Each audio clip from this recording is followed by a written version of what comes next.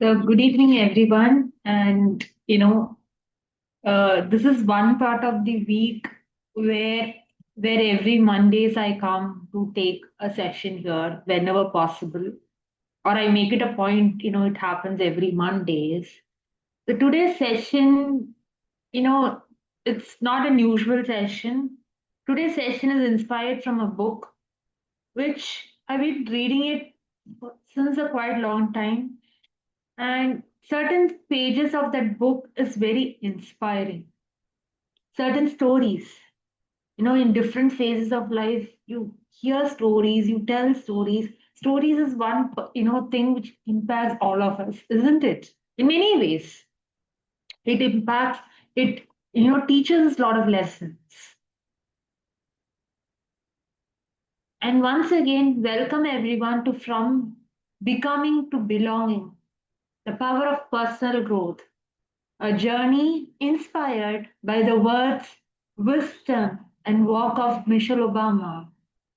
This is a session inspired from her book called Becoming. That's where this session, came up for me as an idea to take a session.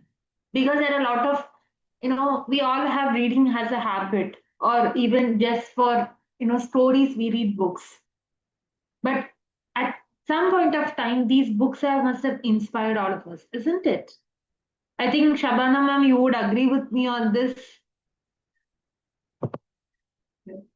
Yes, yes, Yes, definitely. Yes. all of us likes to listen to stories, and there are certain stories which must have inspired us, which would have touched our hearts. A book like Kite Runner, for many, yes.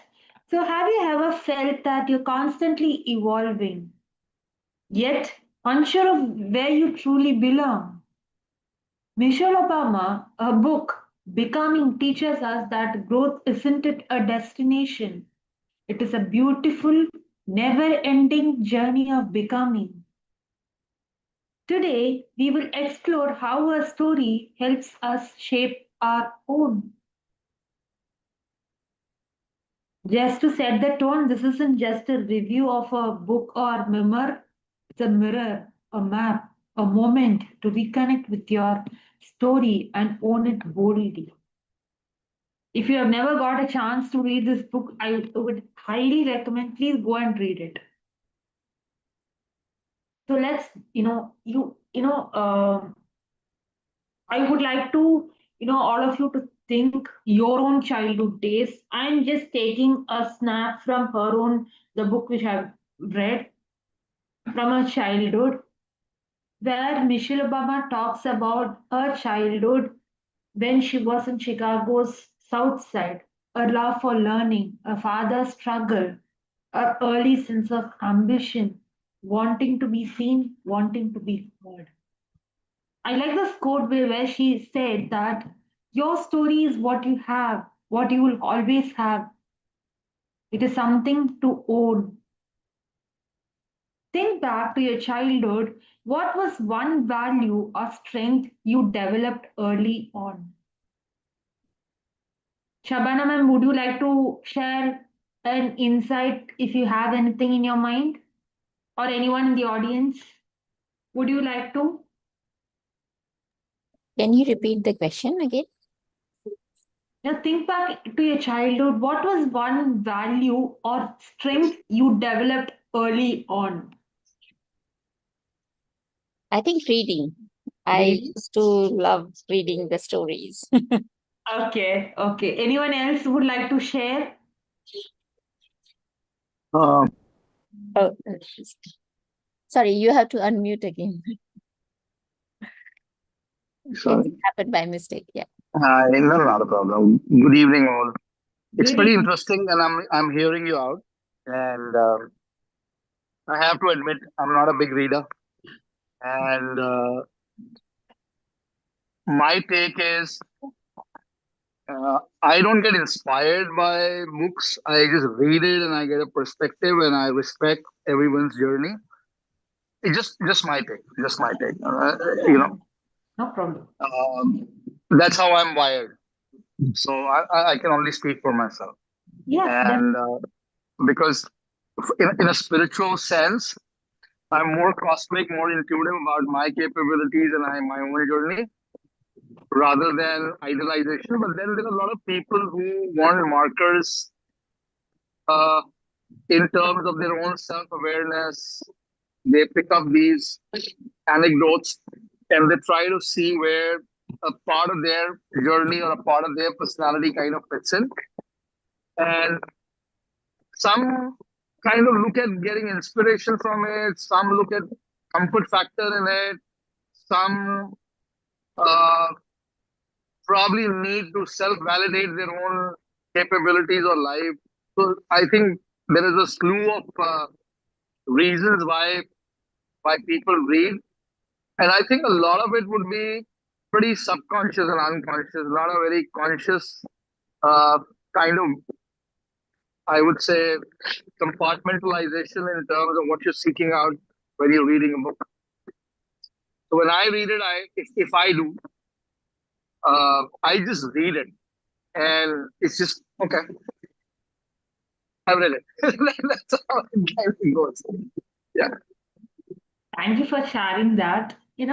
Thank you, because different people will have different insights, different perspective, different thought process. They share it from their own learning. Thank you, sir, for that insight. I think, Anyone else like to share before I go forward? yeah, I think Premji unmuted. Yes, Prem, sir. Good evening. Good evening. I started liking reading from a very young age.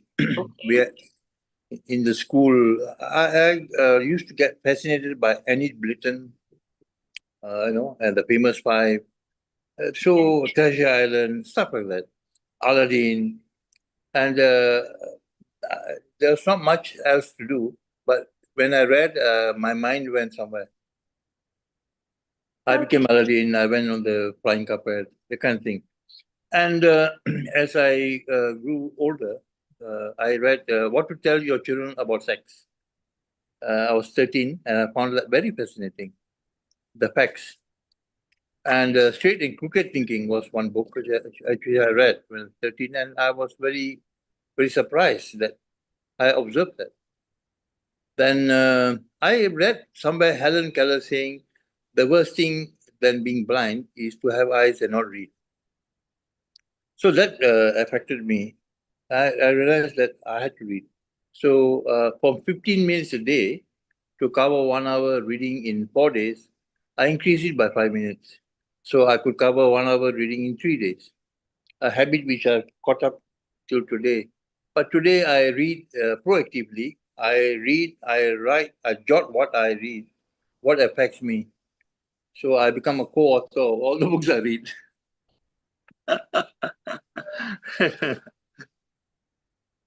And one particular book that affected me was Far from the Madding Crowd by Thomas Hardy. It was showing the fickle-mindedness of the human nature, how Gabriel Oak was so steadfast in his view of life.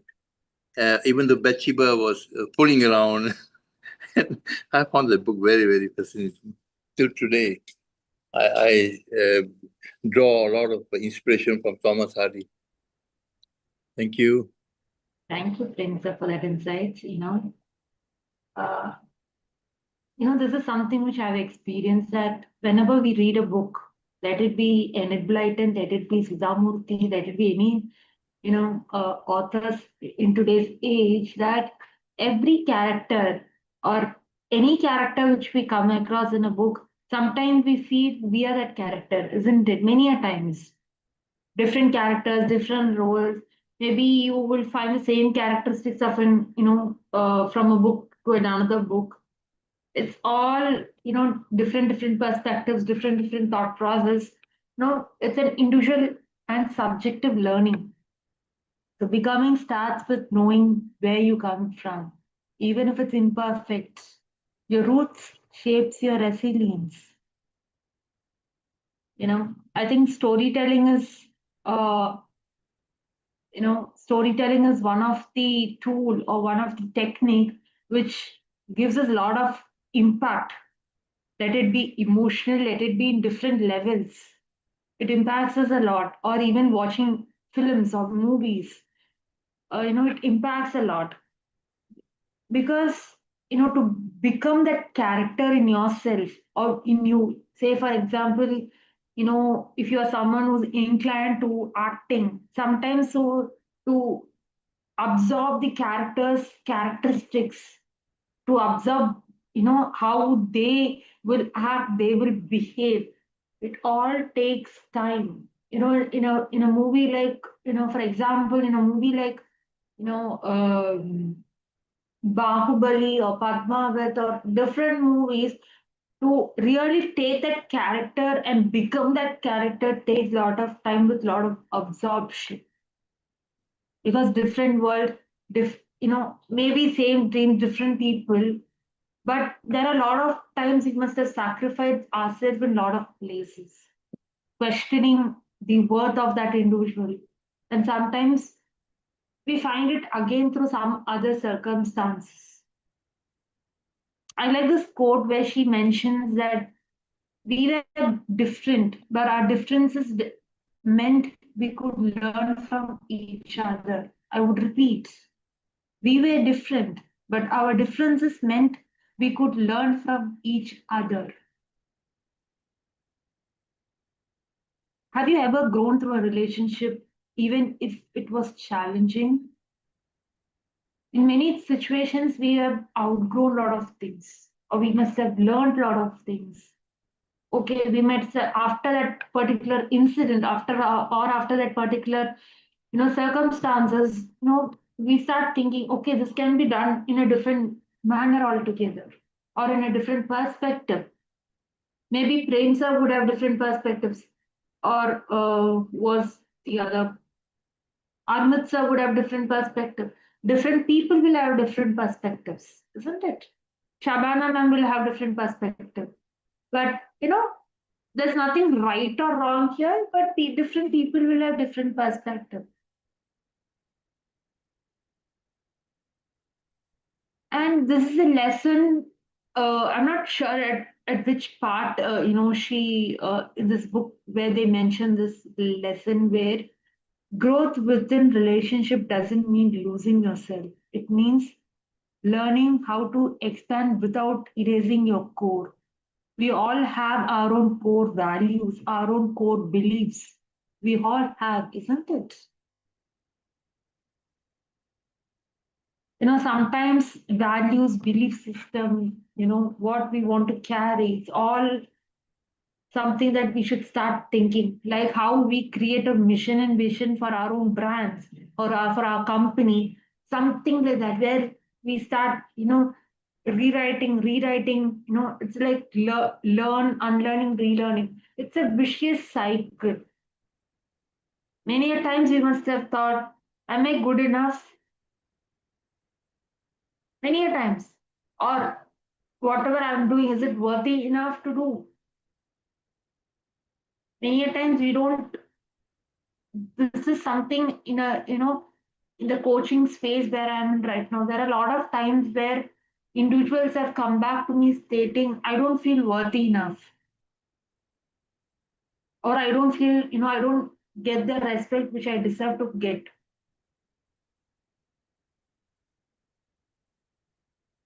But again, this is a deep question which needs to be answered. Who am I?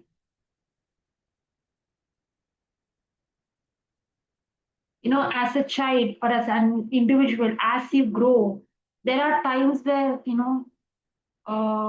your friends, your relatives, or your cousins, just for fun, they start labeling you with different names. Many a times sometimes we didn't know whether should we take it seriously, or sometimes it hurts us. For different people, for in different manners, because it's not the same way how I perceive. It will be not the same for Prem sir or Armit sir or whoever has joined as an audience today with us. We all have different ways of perceiving or giving it a meaning to our own, in our own minds. Maybe it's just for fun. People say, or individuals say, or our friends or our relatives come and tell us. So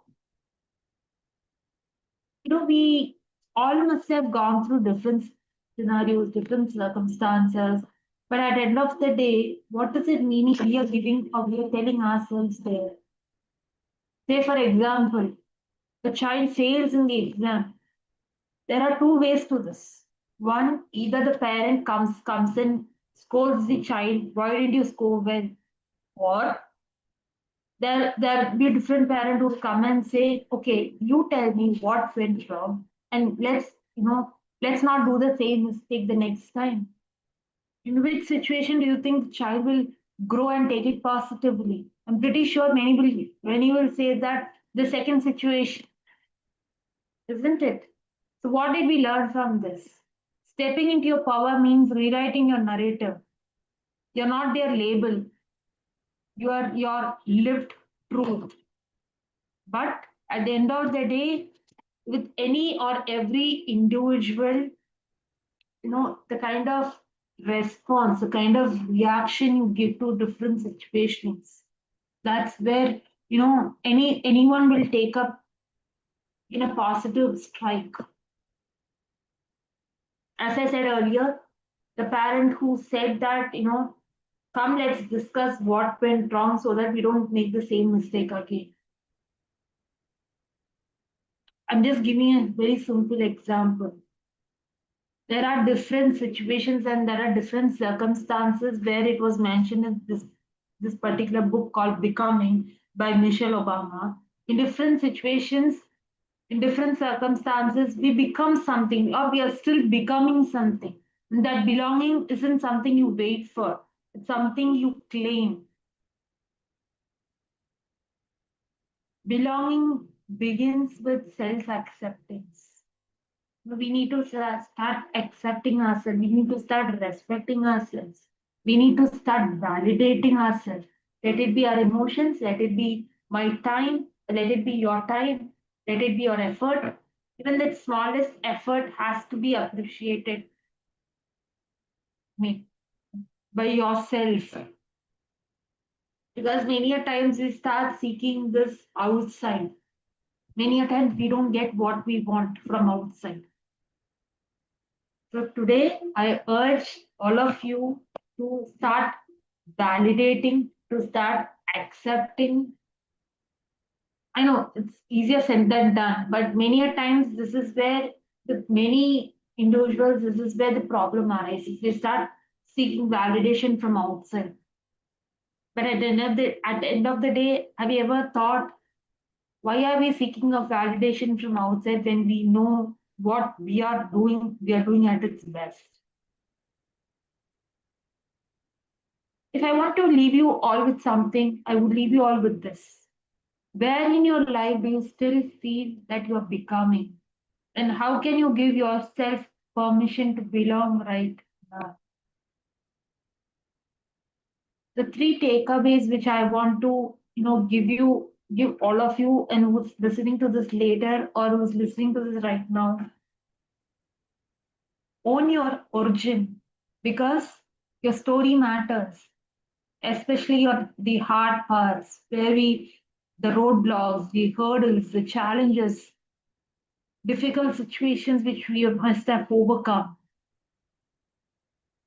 The second core takeaway is grow in your truth because change and failure is something constant and you are allowed to change, you're allowed to evolve, and you're still being authentic. The final one, belong by choice, don't wait to be accepted. Accept yourself and your belonging begins. Instead of seeking that validation from outside, let's start validating ourselves, patting our own backs, celebrating our small wins.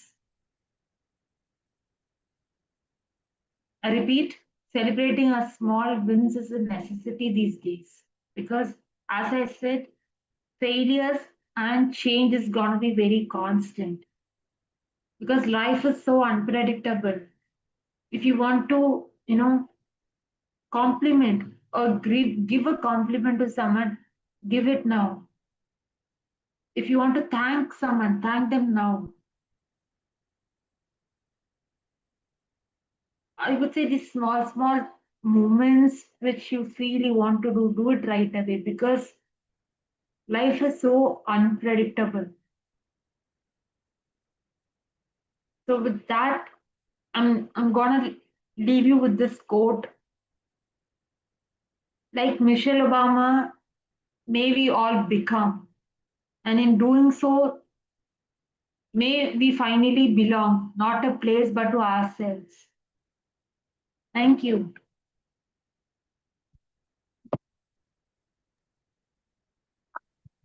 Anyone wants to add any perspective, please go ahead and do it. Okay, by the way, whoever has joined in late, this is the session was inspired from a book called Becoming by Michelle Obama. I usually take up any behavioral training or any soft skills topics, but then I felt okay, stories or storytelling is a tool or a technique which inspires all of us in some format, in different ways, in different through different people. So with that being said, thank you everyone. If anyone wants to share something, please go ahead and you can give your feedback.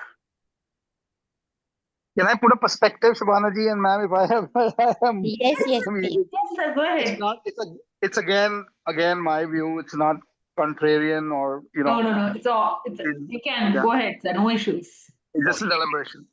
So again, my sense is again what I say.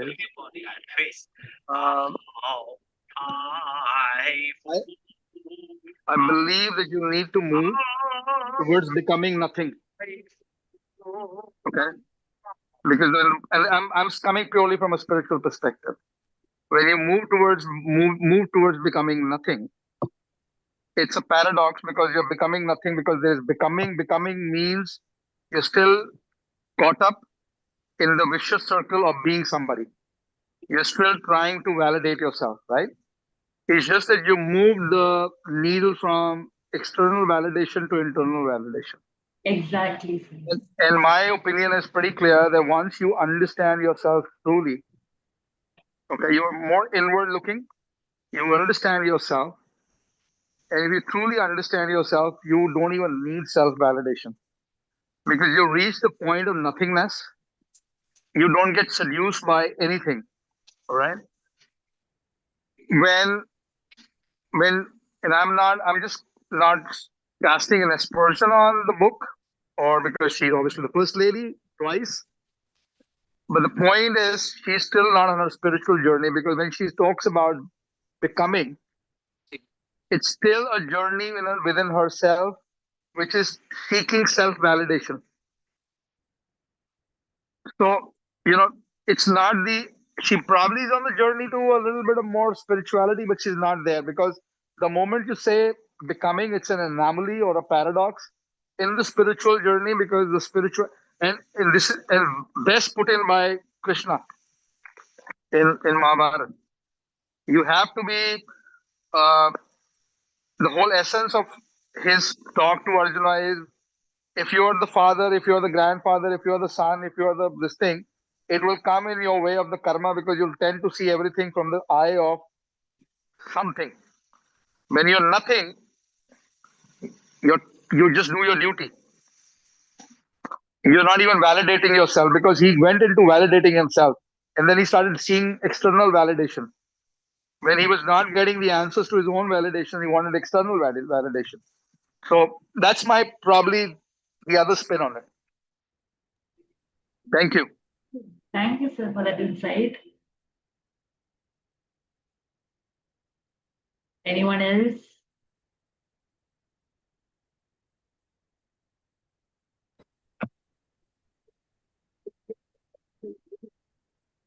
Thank you, Dharshani. It was really wonderful today. You pick up book and then actually, many new things that you share. It was nice. Thank you. And a good reminder also. Sometimes you read, you forget, but then when you hear, you have a different perspective. I think Rajvin wants to share. Yeah. Becoming to belong. It's very, very powerful because I just spoke to my hypnotherapist just now because ever since I turned 40, my life has been overwhelming, but caregiver's niece has said sorry, and she gave me a gift yesterday, and some arguments happened today. So I'm just trying to to to actually process that people are not perfect, and whoever is in an argument should be forgiving to one another, and because life is very very short. And recently a murder case happened here in Malaysia involving hostel a hostel. See, because it is very very sad, people already become where they belong. Like the topic already said, become to belong. So become to belong, some people became like myself, some people became laughter therapists, some people became physiotherapists. So people should understand uh, that people like me also, and people like the person who passed away, they are also human beings. We are all born to be healed, born to heal, not born to suppress our feelings and cry it out and all these things. So yeah, so I really hope that uh this I really hope that this session can be part two, becoming to belong. So becoming to belong is a transformation process that I am going through in hypnotherapy. Although I finished my session last week, it's just it's just a lot of health challenges that I am pursuing because of my sinuses, and because of my and not because of my CP, but because of my sinuses. So but hypnotherapy has made me so strong that I can't take and argue. I can't take people arguing in front of me. So that's why I'm saying I'm becoming to belong. Becoming to belong, and very well said.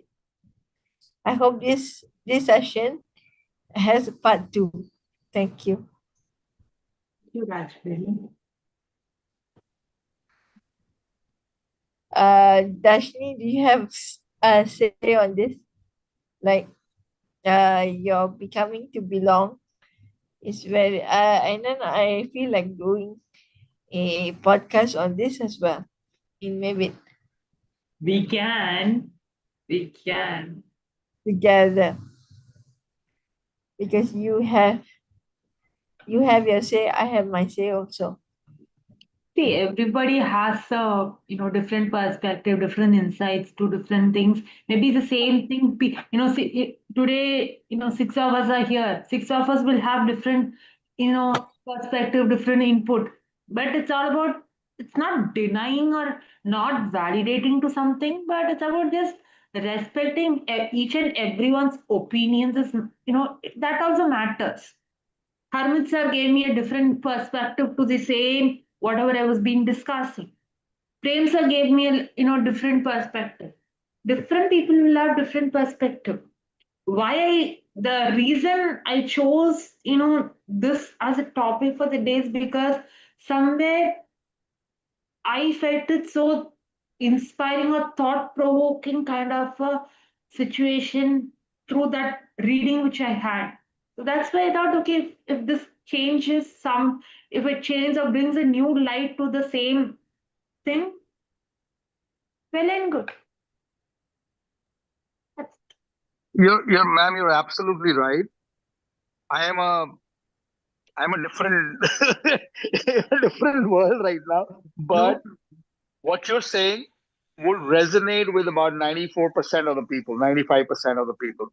Because in the larger way that they're living their life, uh, what you're saying is absolutely right.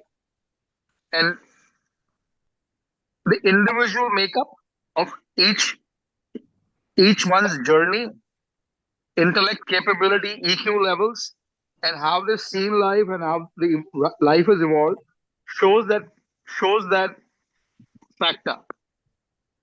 So if you see on the chat box, I wrote what Michelle Obama book Yes. is.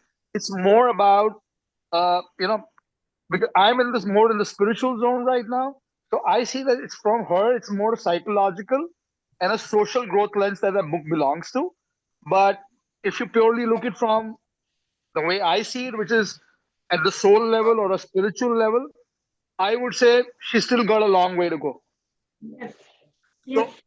where the book belongs is absolutely perfect because that's where most of the population is. And that book would resonate in terms of with a lot of people. So it's not wrong at its level. But if you're more on the soul part, the karmic, dharmic part, or the spiritual part, then you'll say, okay, you know what? She still got to transcend that to that part of the valley. So there's nothing wrong. Everything is right. Which you rightly said, it's everybody's right.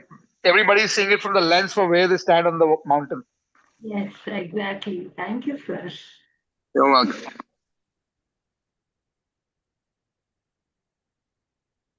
Over to you, Shabana ma'am. Thank you, Darshini. Thank you, Hermiji, for bringing these different point of view. Always a pleasure, ma'am. Always a pleasure. Thank you. And, so I think we can wrap the session for today. Then. Good night. Good night. Thank you, everyone. See you.